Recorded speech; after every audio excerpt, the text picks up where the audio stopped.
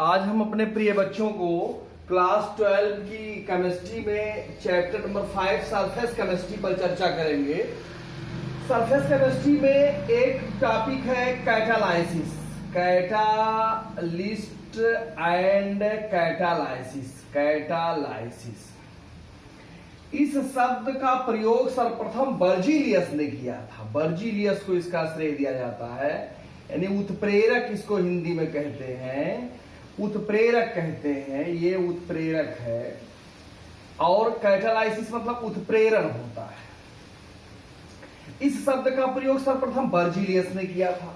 Berzelius ने कहा कि जैसे केमिस्ट्री में कुछ पदार्थ ऐसे होते हैं, कुछ रासायनिक पदार्थ ऐसे होते हैं जिनकी उपस्थिति से रासायनिक अभिक्रिया का जो वेग है वो या तो घट जाता है या तो बढ़ जाता है, तो ऐसे पदार्थ को उत्प्रेरक, इस घटना को उत्प्रेरण कहते हैं। यानी कि जैसे आपका एग्जाम्पल माना जाए तो ये 2KClO3 है, अगर इसको मैग्नीज डाइऑक्साइड की उपस्थिति में गर्म कर दिया जाए तो ये आपका 2KCl + 3O2 हो जाता है। अगर पहले इसको ना रखा जाए और गर्म किया जाए तो बहुत धीरे धीरे टूट रहा था, बहुत धीरे धीरे अभिक्रिया हो रही थी। लेकिन जब मैग्नीज डाइऑक्साइड को रख दिया गया तो ये बहुत तेजी के साथ होने लगा और मैग्नीज डाइऑक्साइड में कोई परिवर्तन नहीं हुआ। तो ऐसे पदार्थ उत्प्रेरक कहलाए, उस पूरी घटना को उत्प्रेरण कहा गया। परिभाषा के तौर पर देखा जाए तो कहा जाएगा कि कुछ पदार्थ ऐसे होते हैं जिनकी उपस्थिति से रासायनिक अभिक्रिया के वेग में परिवर्तन हो जाता है, यानी वेग घट जाता है या वेग बढ़ जाता है, तो ऐसे पदार्थ को उत्प्रेरक और इस घटना को उत्प्रेरण कहते हैं। ये तो उत्प्रेरक की परिभाषा रही। अब हम इसके क्लासिफिकेशन की बात करते हैं। Classification of catalysis, classification of catalysis. अब ये दो प्रकार से इसको क्लासिफाइड किया गया। नंबर एक है होमोजीनियस कैटालाइसिस, और दूसरा है हेट्रोजीनियस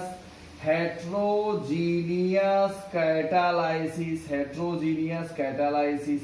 ये है होमोजीनियस कैटालाइसिस, हेट्रोजीनियस कैटालाइसिस। अब इसको हिंदी में कहते हैं समांगी उत्प्रेरण, इसको कहते हैं विषमांगी उत्प्रेरण। अब हम पहले चर्चा करते हैं होमोजीनियस कैटालाइसिस किसे कहते हैं। जब अभिकारक और उत्प्रेरक दोनों सेम कंडीशंस में होते हैं, सेम अवस्था में होते हैं, तो वहां होमोजीनियस कैटालाइसिस होता है। जैसे ये 2SO2 है प्लस O2 है और इससे 2SO3 बन रहा है। यहाँ नाइट्रिक ऑक्साइड उत्प्रेरक लिया गया है। अब ये अभिकारक है, ये भी गैस और ये भी गैस। अब तीनों गैस, जब अभिकारक ये दोनों है, उत्प्रेरक ये है, जब अभिकारक उत्प्रेरक दोनों एक ही अवस्था में होते हैं तो ऐसे कंडीशंस को होमोजीनियस कैटालाइसिस कहते हैं। होमोजीनियस हो गया। अब हेट्रोजीनियस की अगर बात की जाए तो इसका सेम अपोजिट हो जाएगा, अर्थात ऐसे अभिकारक जब अभिकारक और उत्प्रेरक दोनों समान अवस्था में नहीं होते हैं, जैसे N2 है प्लस 3H2 है और 3H2 है और इससे बन रहा है आपका 2NH3 और इस प्रकार से यहाँ Fe रखा गया उत्प्रेरक, ये सॉलिड है। अब ये नाइट्रोजन गैस है, हाइड्रोजन गैस है। अब देखिए ये दोनों समान अवस्था में नहीं है। यहाँ जो कैटालिस्ट है सॉलिड है और जो अभिकारक है रिएक्टर है ये गैस अवस्था में है। तो जब अभिकारक और उत्प्रेरक दोनों समान अवस्था में नहीं होते हैं तो ऐसे को हम हेट्रोजीनियस कैटालाइसिस कहते हैं। ये हेट्रोजीनियस हो गया। अब हमें अगली चर्चा करनी है टाइप ऑफ कैटालाइसिस। टाइप क्या होता है, टाइप पर चर्चा करनी है। Type of catalysis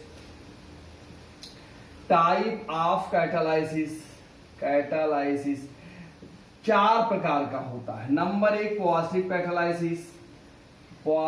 catalysis. Number 2 negative catalysis. Number 3 self auto catalysis, ये हो गया। नंबर 4 है इंड्यूस्ड कैटालाइसिस, ये है आपका इंड्यूस्ड कैटालाइसिस, ये हो गया। तो इस प्रकार से positive, negative, self auto, induced catalysis, ये चार प्रकार की इसकी हिंदी है, धनात्मक उत्प्रेरण, ऋणात्मक उत्प्रेरण, स्व उत्प्रेरण और प्रेरित उत्प्रेरण। अब हम एक एक की चर्चा इसमें करते हैं। सबसे पहले हम पॉजिटिव कैटालाइसिस पर चर्चा करते हैं। पॉजिटिव कैटालाइसिस किसे कहते हैं? तो ये हमारा है पॉजिटिव कैटालाइसिस। पॉजिटिव कैटालाइसिस यानी धनात्मक उत्प्रेरण किसे कहते हैं? धनात्मक उत्प्रेरण। बड़ा जैसा नाम है वैसे इसकी परिभाषा है, ऐसा पदार्थ जिसके उपस्थिति से रासायनिक अभिक्रिया का वेग बढ़ जाता है तो उसे हम धनात्मक उत्प्रेरक, इस घटना को धनात्मक उत्प्रेरण कहते हैं। जैसे हमारा यही है, N2 है, 3S2 है, अभी अभिक्रिया करके 2NH3 बहुत धीरे धीरे अभिक्रिया हो रही थी, यहाँ Fe रख दिया गया तो Fe रखने से अभिक्रिया बहुत तेज गति से होने लगी, तो यहाँ Fe हमारा जो है ये धनात्मक उत्प्रेरक हो गया, ये धनात्मक उत्प्रेरक हो गया। तो इस प्रकार से ये पॉजिटिव कैटालाइसिस का एग्जाम्पल हो गया, ये धनात्मक उत्प्रेरण हो गया। अब हम बात करेंगे नेगेटिव कैटालाइसिस की। नेगेटिव कैटालाइसिस किसे कहते हैं? जब अभिकारक, जब ऐसा पदार्थ जिसकी उपस्थिति से रासायनिक अभिक्रिया का वेग घट जाए तो उसे हम जो है ऋणात्मक उत्प्रेरक कहेंगे। जैसे इसमें देखिए ये हमारा है ऋणात्मक उत्प्रेरक। पॉजिटिव के बाद बात आती है नेगेटिव कैटालाइसिस की। नेगेटिव कैटालाइसिस की, नेगेटिव ऋणात्मक उत्प्रेरक, जब ऐसा पदार्थ जिसकी उपस्थिति रासायनिक अभिक्रिया का वेग घट जाए, जैसे ही है हमारा H2O2 है, अब इसका बहुत तेजी से अपघटन हो रहा था, 2S2 और ऑक्सीजन में टूट रहा था, यहाँ एक रासायनिक पदार्थ ग्लिसरॉल या ग्लिसरीन रख दिया गया, तो इसके रखने से ये अभिक्रिया बहुत धीरे धीरे होने लगी, तो यहाँ ऐसे ये ग्लिसरीन ऋणात्मक उत्प्रेरक का कार्य कर रहा है, ऋणात्मक उत्प्रेरक हो गया। अगर और एग्जाम्पल की बात करें तो ये है हमारा सोडियम सल्फाइड, यानी 2SO3 है, सोडियम सल्फाइड है हमारा। अब इसका अगर ऑक्सीजन के साथ अभिक्रिया करा दिया जाए तो ये जो है सोडियम सल्फेट में कन्वर्ट हो जाता है, यानी 2SO4 में कन्वर्ट हो जाता है। ये अभिक्रिया जो है बहुत तेजी के साथ हो रही थी, लेकिन इसमें ग्लिसरॉल रख दिया गया, ग्लिसरॉल रख देते हैं तो ये अभिक्रिया बहुत धीरे धीरे होने लगती है, तो ग्लिसरॉल जो यहाँ हमारा है वो नेगेटिव कैटालाइसिस हो गया। अब स्व उत्प्रेरण किसे कहते हैं? अगली चर्चा हमारी होगी स्व उत्प्रेरण, सेल्फ कैटालाइसिस, सेल्फ और ऑटो कैटालाइसिस, सेल्फ और ऑटो कैटालाइसिस, इस पर चर्चा करनी है। सेल्फ और ऑटो कैटालाइसिस किसे कहते हैं? वह रासायनिक पदार्थ या जब रासायनिक अभिक्रिया के फलस्वरूप बना हुआ उत्पाद स्वयं उत्प्रेरक का कार्य करने लगे तो उसे स्व उत्प्रेरक, इस घटना को स्व उत्प्रेरण कहते हैं। फिर से एक बार, जब रासायनिक अभिक्रिया के फलस्वरूप बना हुआ उत्पाद स्वयं उत्प्रेरक का कार्य करने लगे तो उसे स्व उत्प्रेरक और इस घटना को स्व उत्प्रेरण कहते हैं। जैसे ये हमारा है CH3COO2H5 एथिल एसीटेट है और इसका जल अपघटन किया जाए तो इस प्रकार से ये आपका बन जाता है C2H5OH, C2H5OH एथिल कोहल और plus acetic acid CH3COOH acetic acid बन जाता है। अब यहाँ एस्टिक एसिड जो बना, जब ये अभिक्रिया धीरे धीरे हो रही थी, जैसे एस्टिक एसिड बना ये देखा गया कि अभिक्रिया बहुत तीव्र गति से होने लगी, तो यहाँ ये पाया गया कि एस्टिक एसिड स्व उत्प्रेरक का काम कर रहा है, ये स्वयं उत्प्रेरक का काम कर रहा है, ये स्व उत्प्रेरक का काम कर रहा है। अब सेल्फ ऑटो कैटालाइसिस के बाद जो है बात आती है प्रेरित उत्प्रेरक की। प्रेरित उत्प्रेरक की, प्रेरित उत्प्रेरक की बात आती है।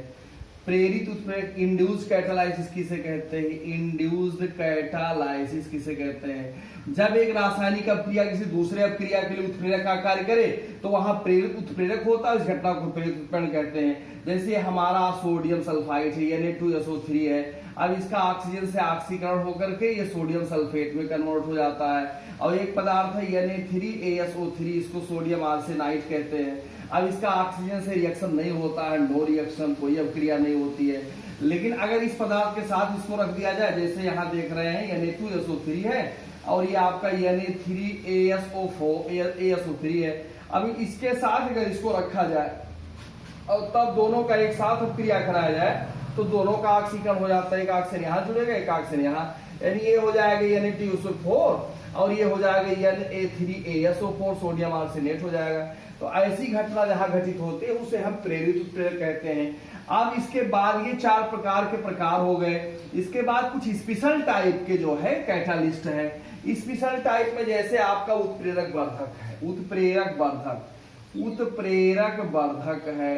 अब ये आपका इसे अंग्रेजी में कैटालिटिक प्रोमोटर कहते हैं, प्रोमोटर्स कहते हैं, ये आपका है कैटालिटिक प्रोमोटर्स कहते हैं उत्प्रेरक वर्धक। अब ये उत्प्रेरक वर्धक क्या होता है?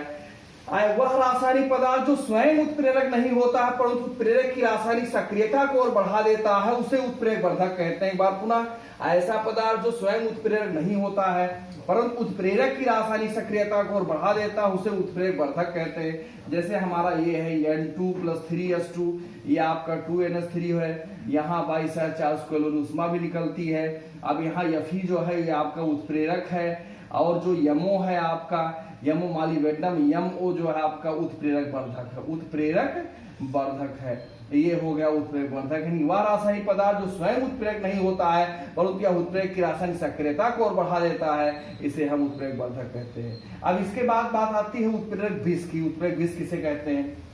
इसका सेम अपोजिट उत्प्रेरक विष है। वह रासायनिक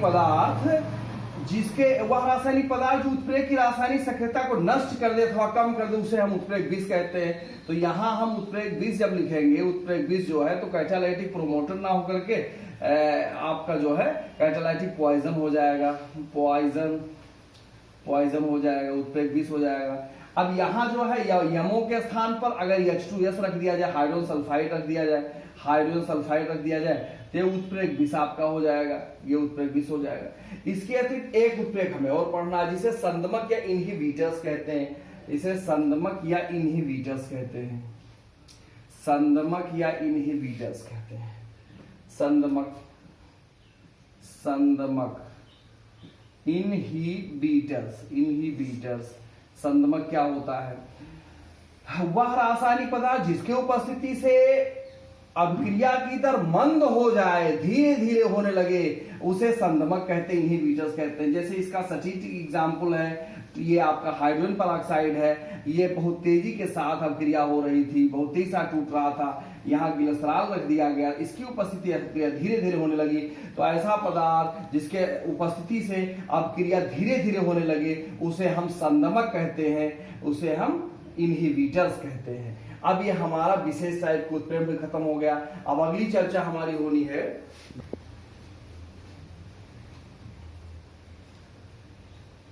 अब ये हमारा अगला हेडिंग है थ्योरी ऑफ कैटालाइसिस, उत्प्रेरण के सिद्धांत, ये हमारे अगली हेडिंग है। उत्प्रेरण की व्याख्या करने के लिए कुछ वैज्ञानिकों ने कुछ प्रमुख सिद्धांत प्रस्तुत किया है। उत्प्रेरण की व्याख्या करने के लिए मुख्य रूप से दो सिद्धांत प्रस्तुत किए गए। नंबर 1 है intermediate compound formation theory,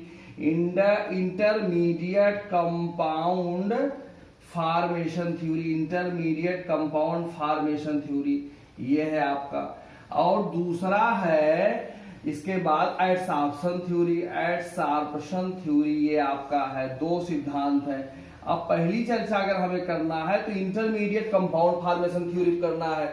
intermediate compound formation theory की हिंदी होती है माध्यमिक यौगिक बनने का सिद्धांत। इस सिद्धांत का प्रतिपादन, इस सिद्धांत को देने वाले वैज्ञानिक का नाम क्लेमेंटो डिसार्मस था। इसको देने वाले वैज्ञानिक का नाम था क्लेमेंट योंग डिसार्मस नाम था। इन्होंने ही सिद्धांत को दिया था। इनके अनुसार यदि दो अभिकारक और उत्प्रेरक सी, दो अभिकारक ए और बी उत्प्रेरक सी हो, तो इन दोनों अभिकारकों में से कोई एक अभिकारक माना ए और उत्प्रेरक सी आपस में अभिक्रिया करके माध्यमिक यौगिक एसी बनाते हैं, और माध्यमिक यौगिक जो है पुनः दूसरे अभिकारक से अभिक्रिया करके, इस प्रकार से दूसरे अभिकारक से अभिक्रिया करके उत्पाद बना लेता है और उत्प्रेरक सी मुक्त हो जाता है। ये उत्प्रेरक जो है मुक्त हो जाता है और ये हमारा उत्पाद हो जाता है।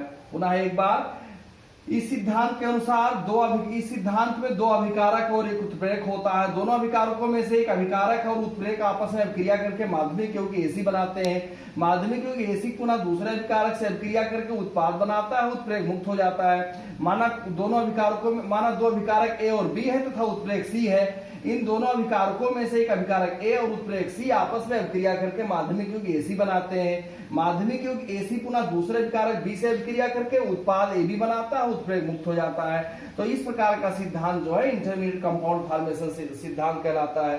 अब इसके बाद हमें चर्चा करनी है अधिशोषण सिद्धांत की। एडसॉर्प्शन थ्योरी की। इसके बाद चर्चा करनी है हमें अधिशोषण सिद्धांत की।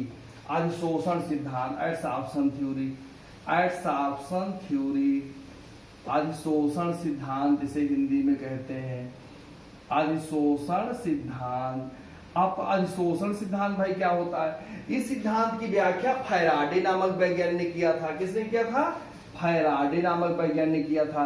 इस सिद्धांत के अनुसार जब कोई उत्प्रेरक, जब कोई अभिकारक, देखिए ऐसे, जैसे ये हमारा 2s2 प्लस O2 और ये 2s2 हो गया, और प्लेटिनम उत्प्रेरक हो गया, और ये उत्प्रेरक बिस्मांगी की व्याख्या करता है। और बिस्मांगी और जो आपका माध्यमिक यौगिक बनने का सिद्धांत था वो समांगी उत्प्रेरण की व्याख्या करता था, और यह सिद्धांत बिस्मांगी उत्प्रेरण की व्याख्या करता है। इस सिद्धांत में जो उत्प्रेरक होता है, ठोस उत्प्रेरक के पृष्ठ पर अभिकारक के अणु आकर के चिपक जाते हैं। इस प्रकार से अगर हम प्लेटिनम को ऐसा आकार दे दें, अपने समझने के लिए ऐसा आकार दे दिया जाए, ये सारे के सारे प्लेटिनम है, ये कैटालिस्ट है, प्लेटिनम है, ये जो हमें दिखाई दे रहा है ये प्लेटिनम है, ये इसका सरफेस है। इसी सरफेस पर आकर के अभिकारक के अणु ऐसे आकर के चिपक जाते हैं। इस प्रकार से ऐसे आकर के अणु चिपक जाते हैं। चूंकि अभिकारक अणुओं के बीच बना हुआ बंध दुर्बल होता है और ये आपस में अभिक्रिया करके उत्पाद बना लेता है। जैसे ही उत्पाद बनता है ये पृष्ठ को छोड़ देते हैं। इस प्रकार ये पृष्ठ रिक्त हो जाता है, वैकेंट हो जाता है। फिर दूसरा अभिकारक आकर के चिपकता है, वो भी आपस में बांध टूटता है, वो भी उत्पाद बनाता है। इस प्रकार वो भी छोड़ देता है। इस प्रकार ये प्रक्रिया चलती रहती है, उत्पाद बनता रहता है। तो यह सिद्धांत जो है आपका अधिशोषण सिद्धांत कहलाता है।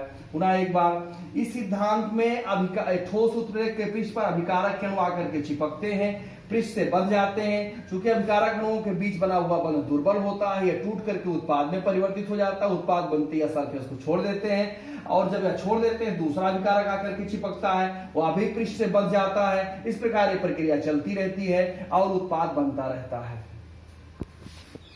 अब हम नेक्स्ट वीडियो में इसके एप्लीकेशंस पर चर्चा करेंगे, कैटालिस्ट के एप्लीकेशन पर चर्चा करेंगे, एंजाइम कैटालिस्ट पर चर्चा करेंगे।